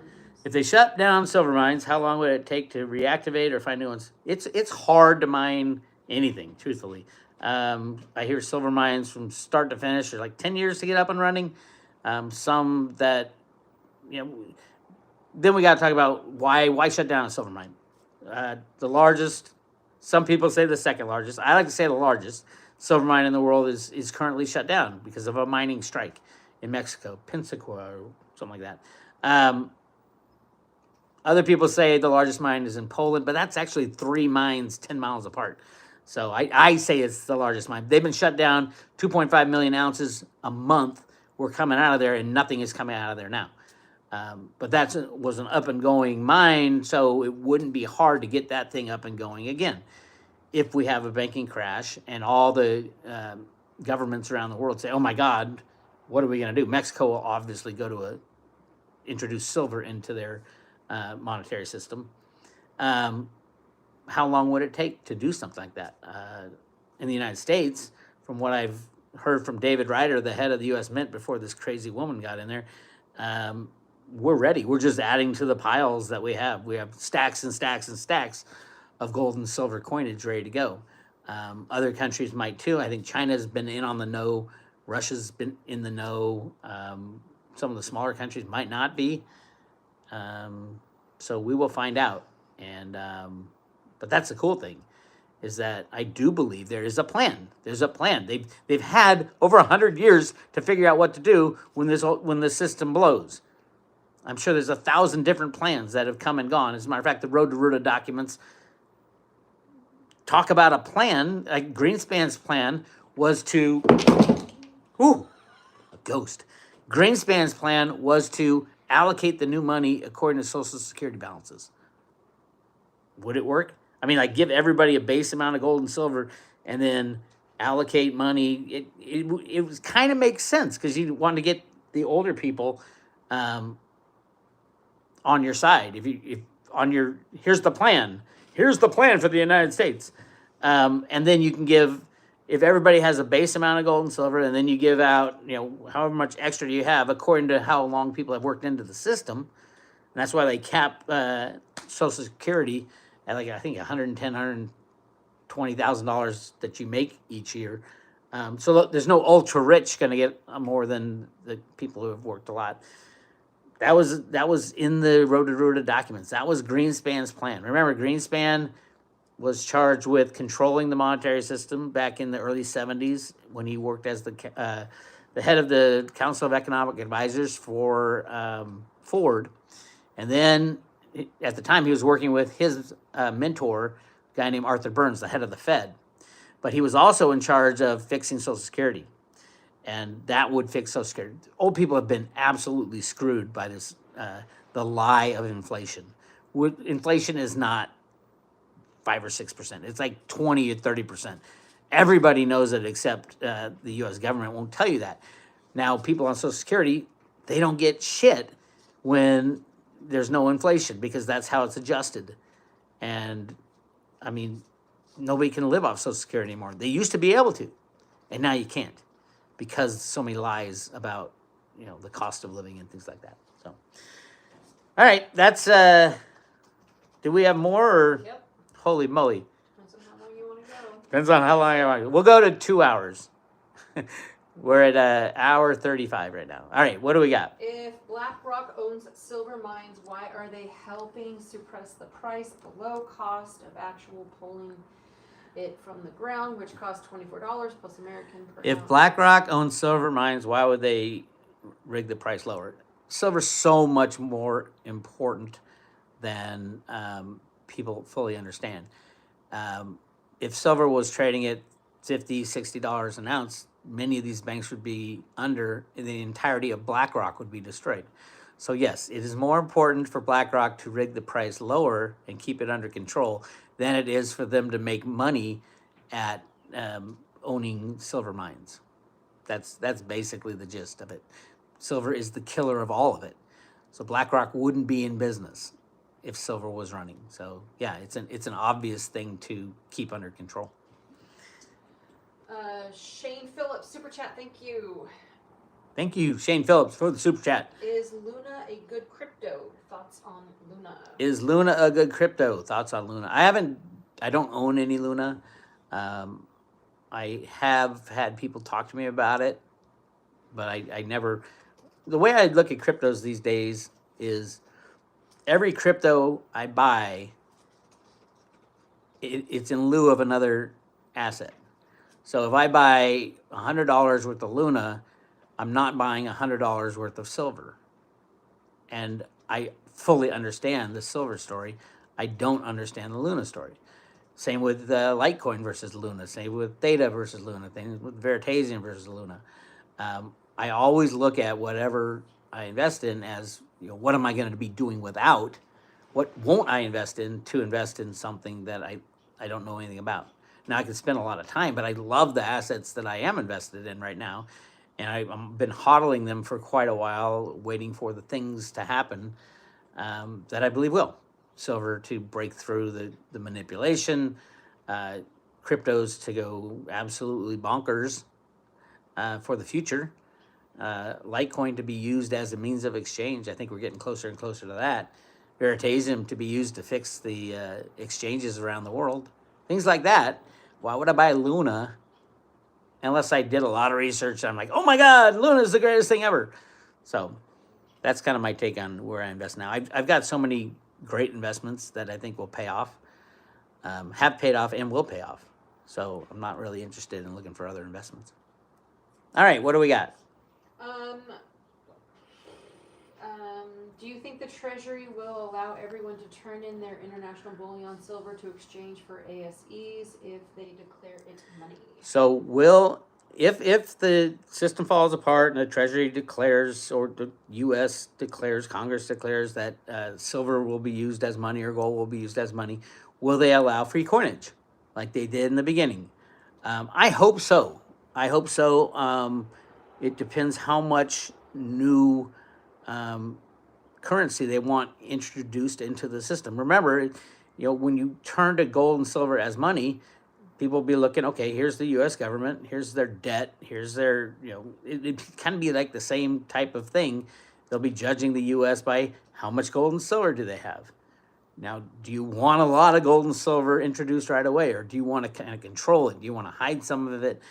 I don't know. I would hope that the powers that be turn over the control of money back to the people and not think that they have to control money. Give it to the people. Let the people do what they want. You can use Bitcoin, you can use Litecoin, you can use gold and silver. Free coinage, I would hope so. But I don't know. No idea. All right. I'll tell you this, it's never happened before that an unbacked fiat global currency system has failed at the same time. So there's some unique things that will happen. Did PacWest Bank fail yesterday? If so, your thoughts? I heard PacWest Bank. They were one on my list of banks about to fail. They were bought out by someone. Most likely it was because otherwise they would have failed. But they got bought out by a smaller company, I think, which is really interesting. What did the Fed say about that? But yeah, clearly it was one of those banks that are going to go down. Like I said, the end of the second quarter, treasuries had peaked, like hugely spiked, which put all the underwater assets in deep trouble with the banking system. We saw kind of the same thing back in December, and then you saw in March all these banks go down. It would not surprise me if the PacWest merger was actually a failure and another bank took it over because of the spike in the treasuries, short-term treasuries. So that's my take. All right. How's Amy doing? Awesome. She's doing fine. If the price of silver goes very high, does it make sense to cut 1 ounce maple in small little pieces to buy food and pay with the little pieces with? If the price of silver goes crazy, does it make sense to cut up coins? There are actually some coins that they put an imprint of little sections so that you can like take a hammer and chisel and just knock off a little section. I'm sure if it's used as money, there will be change available, be it silver change or swap a silver dollar for 10 silver dimes type of thing. So I don't think anybody will have to be chopping off little pieces of their silver coin. Would you swap silver round bars for American silver eagles, even though you would take a loss initially? Would I swap silver bars for silver eagles, even if I'd take a loss? At a point, I would, not at $7 or $8, because the bars you're probably getting for what I don't know what the price is, like $2-3 over, and so those are things you got to think about, and you got to look at how many sovereign coins you have in your possession, and I don't know. The mint is showing no sign of making more than what they've done, and so the next run up, I would, next time it runs up to $30 silver, I would expect premiums to go up to 50, 60, 70% again. And that might be people, you might think, oh my God, because I thought about selling or swapping eagles for other silver. I could have got a hell of a lot more silver, but at the same time, you don't know if you're going to be able to get those eagles back. So, yeah, I just buy what I can when I can, and I don't think about. I did swap my gold for silver, though. That was at 90-1 way back when. If you haven't done that yet, that's your best move right now, swapping gold for silver. All right, next question. Do you know if JM Bullion is a good company? Any fraud noted? JM Bullion, yeah, they've been around quite a while. They're a good company. I don't know. I don't know the management. Yeah, I like Miles Franklin. Andy Scheckman's been a good friend of mine for a very long time, and I trust him. So I don't trust anybody else. Well, Perpetual Assets I trust as well, and they sell bullion and cryptos. But I like to deal with people I know and to look them in the eye and know they won't screw you over, because there's a lot of screwing over lately, and it's going to get worse. Every time silver goes up, there's a lot of people screwing other people over. So just keep that in mind. Super chat. Silver Digging Club. What direction would you like to see Wall Street silver go? Now that the fraudsters are gone, silver is the main focus. What else? Just curious. I don't know. The Wall Street silver, originally it wasn't an entity. There's a couple guys who took it over, and one of the guys I hear was pretty dirty. I don't know. I don't know. It's not my business to comment on. Other than, there's a lot of scuttlebutt, and I heard a lot of it was true. But if they're putting out silver content that spreads the word about silver, good on them. Keep it up. But I don't have any say into what they do. Patrick Holyfield says, if 2023 silver eagles are in short supply, would they not be worth more down the road? You know, a lot of people say I want this mintage or this mint mark on my Silver Eagle. I'm not a numismatic kind of guy, or collector's kind of. Numismatic is an interesting word because when people say numismatic coins that you can invest in that the government can't confiscate from 1934 things like that. I don't think that is a legit argument. As a matter of fact, the Silver Eagle bulk program, in the law, it says that Silver Eagles are all numismatic coins. So all of them are numismatic coins. I don't think numismatic, the word is even kind of a nebulous word. It means like collectible. And it's like, okay, so you can collect anything you want. But I don't know many people who pay more other than like really rare things. Like say there's only, 20 coins made by the US Mint in this year and that something like that. But if there's, only 50% of the coins were made at the what's called the mint in West Point, and then 20% in San Francisco. So San Francisco coins are going to be worth more than what? No, I don't buy it. And if it is worth more, it'd be like a fraction of a penny type of thing. So no, I don't think it matters much. All right, what else we got? Okay, what would you recommend on ratio of holding silver versus crypto? I have always recommended silver versus crypto. Try to keep it 50-50. If you want me to recommend something, I'd say 50-50. Half cryptos and half silver. Silver, I used to say silver and gold, but now it's like at 80-1, you should have all silver by now. But yeah, 50-50. And it's hard to do because cryptos are so volatile. So when it goes up, it's hard to do. When it goes down, it's hard to do. Like right now, probably people with silver should be buying crypto. But 50-50 always seemed like a good number. Although, I mean, right now, silver, you're talking cryptos, yeah, they're low. Yeah, they were manipulated lower, but you don't have 170 years of price suppression about to blow. So right now, I'm saying just all physical silver.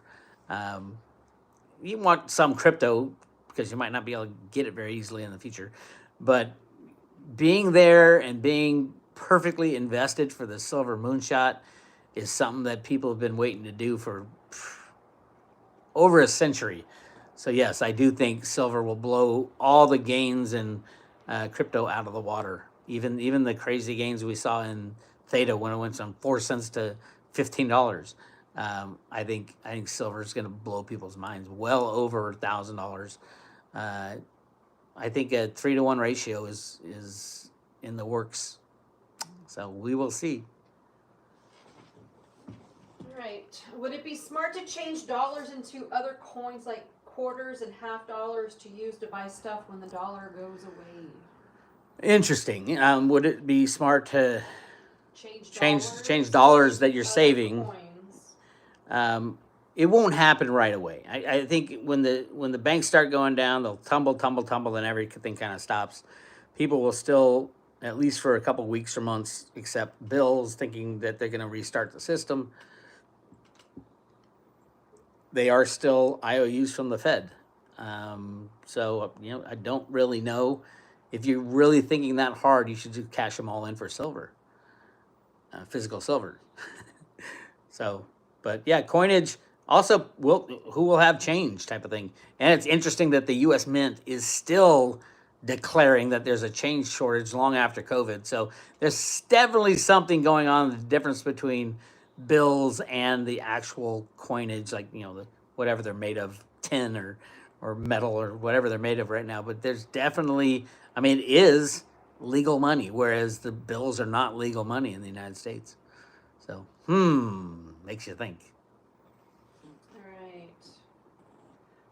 Is it safe to buy 100-ounce bars? Is it safe to buy 100-ounce bars? Some people tell you, well, if you're buying from a dealer, you trust they're safe. I would say no, because 100-ounce bars of gold or silver. First of all, gold bars, nobody drills into gold bars. and you can do the strat. I mean, there aren't many tests you can do to see if it's full of tungsten or not. And with silver, it's molybdenum. Molybdenum has almost the same density as silver. Um, I recommend not. Truthfully, you're going to save a fraction of amount of money. Why not just go to 1 ounce rounds? And it's easier to sell. And this might come into play. Let's just say that silver goes to $1,000 an ounce, and if you have a 100 ounce bar, that's $100,000 you're going to try to cash in. Your local coin shop might not be able to do it for you. Start thinking that way, and how. And I think a lot of people will start thinking what's real and what's not. And if there's a lot of talk of 100 ounce bars that they call them salted bars, which means there's another kind of metal inside, you got to like drill through it or cut it in half to see it. If that happens more than a few times, people will start to question all bars. And I thought, I sent the CFTC and the Treasury 19 ways to fix the silver market. And one of it was to have a complete and total remelt of all coinage, because nobody knows what's in any bar anymore. There's been a lot of speculation that the COMEX bars are not truly all gold or all silver, and I wouldn't put it by them at all. We've seen double serial numbers in the SLV inventories and all this stuff. So yeah, why even worry about it? Get yourself 1 ounce rounds instead of the 100 ounce bars. That's my take. All right. Got 10 more minutes. 10 more minutes. Will JFK Jr. bring us onto silver-backed money like his dad wanted? Will JFK Jr. bring us onto silver-backed money like his dad wanted? I don't know if he's alive. How would I know? I know it's a lot of the conspiracy people are saying, yeah, he's coming back, and I think it would be great. There's just so much we don't know about what's real and what's fake. If something like that, we find out that JFK is alive, then we find out why he went into hiding. And that would mean secrets revealed. And then, yes, we'd all have to go back to a gold and silver standard, because no one would trust the current government at all. So that's my take. Yeah. So the answer, I guess, is yeah. If he's alive, we'll probably go right back to gold and silver, because everything else will be exposed too. All right. You answered that really quickly. How much silver does the nuclear power industry consume? How much silver does the nuclear power industry consume? I have no idea. Although the power industry in general consumes quite a bit of silver, not just solar panels. Same with electric cars. The regular cars use quite a lot of silver now too, and more as they get more electronic circuitry, and like a lot of cars will tell you when the parts are running out and things like that. All the electronics take silver. Power generation takes a lot of silver, and the transfers and things like that. So probably a lot. I don't know. Now, they used to make, from the Y12 facility in the Manhattan Project, they used those, the Calutrons had literally massive amounts of silver, like 2.8 billion ounces of silver were used, and then melted down and put back into the system. But I don't think they make the enriched uranium the same way anymore.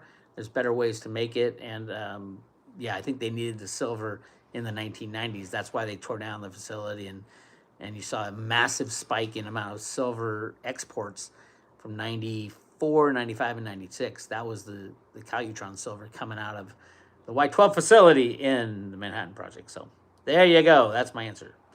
What's next? All right, we're coming down to the last 7 minutes. What is sterling silver? That's a lesser grade of silver. I don't know what percentages. When do you silver owners chime in on that? 70% silver or something like that. How can we be confident that the manipulation of silver is actually coming to an end now? There's a lot of questions kind of stemming from that. How can we be confident that the manipulation is coming to an end now? We can't. I've been doing this for 23 years. We can't be confident. You just got to keep plugging away, keep exposing what you can find, keep talking about it, keep telling people about it, the more people that know about it. We do know that the commercials are getting out of this short position, which is a huge way they had to rig the silver price. They had these naked shorts. It was hugely concentrated, and they have been getting rid of that in the last 2 years, thanks to Ted Butler. But who's to know if they have another plan, and nobody really knows. But I do think it does feel like it. It feels a lot better than it did 10 years ago, 15 years ago, or 20 years ago. We know a hell of a lot more about who's doing it and why. I remember when I first got in, I thought it was just like Goldman Sachs was doing it to make money. Nobody does it to make money anymore. If you want to make money in silver, you take a long, you don't take a short. So now it's all about control and how long will the Biden administration stay intact? What about if Joe goes? Which could be any moment if he's not already gone. Truthfully, I doubt that he's the Joe we see is the real guy. But then you really want Kamala Ding Dong up there? I don't know. Careful what you ask for. So yeah, I don't know. It feels like it, but we'll find out soon enough. All right, let's go with 2 more questions. All right. Let's see. There was a really good one. Oh, by the way, sterling silver is 92.5% silver, in case you guys want to know. Thank you, everybody, for chiming in on that. Bitcoin is completely mined in 2015. Will the value continue to go up, especially if we go to a gold-backed currency? In 2050. No. Okay, Bitcoin will be totally mined, I think, in 2130. But yes, most of the Bitcoin, most people don't know, most of the Bitcoin's already been mined. Will the value keep going up? Yes, because it's less and less. As you mine, you create more Bitcoin. There'll be 21 million total in the program, but the last Bitcoin won't be mined till like 2130, 2140, something like that. But the reality is, yeah, of course, there'll be less and less in the future. And value is all about scarcity. And there'll be more and more people who find out about Bitcoin and other cryptocurrencies. And yeah, it was built in that the rate of inflation would be slowing over time. Bitcoin is inflationary. Every time the miners mine a new Bitcoin, that gets added to the overall, but it's decreasing over time, and most of the Bitcoin's already been mined. So yeah. All right, 1 more question, and then we'll call it a day. This was fun. A couple hours. Do you think banks will exchange silver coinage to new gold-backed dollars? I think we already covered the. Is JP Morgan the operator of Gemini Exchange? JP Morgan is not the operator of Gemini Exchange. That's the those brothers. What are they called? Who are those brothers? The Facebook guys. Oh, Winklevoss. The Winklevoss twins control that one. JP Morgan might be involved in part ownership, or I know they do banking. You can use JP Morgan to bank with Gemini. Yeah, thanks. Crypto Chris Card, Winklevoss. Yeah. All right. Let's see. I got 3 minutes. Last question is.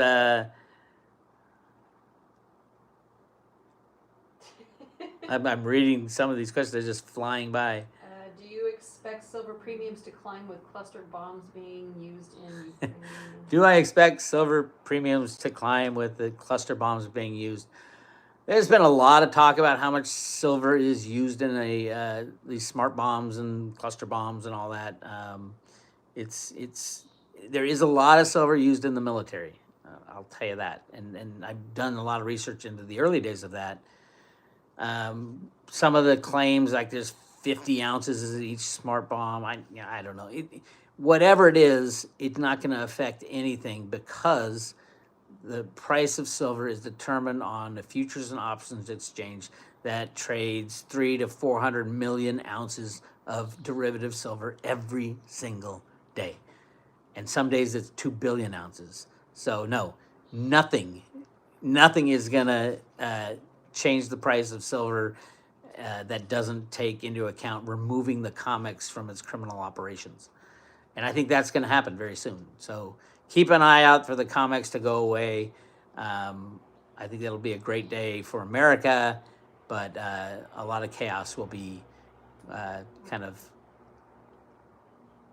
It's letting chaos out of the bag. When silver runs free, chaos is free to roam. So make sure you got a safe place to hide. All right, is that it? Sure. Is that all we got? Thank you guys so much. Yeah, I mean, people are signing up, but Thank you guys so much for hanging in there, especially with the Road to Ruda family. Loves you guys, and all the support I get. I reopened the chat room, even though there's a lot of shit talking, and I just don't have time to answer a lot of people, and a lot of people go to bat for me in the chat room. Thank you for that.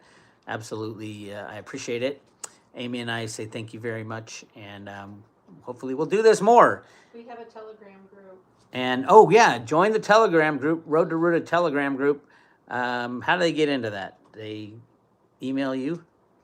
They can email support or Email support at roadtoruda.com. But it's Ruda Lives. It's at Ruda Lives. At Ruda Lives is the Telegram group. Little did I know. All right, you guys, you take it easy, stay safe, and buy your silver. Talk to you later.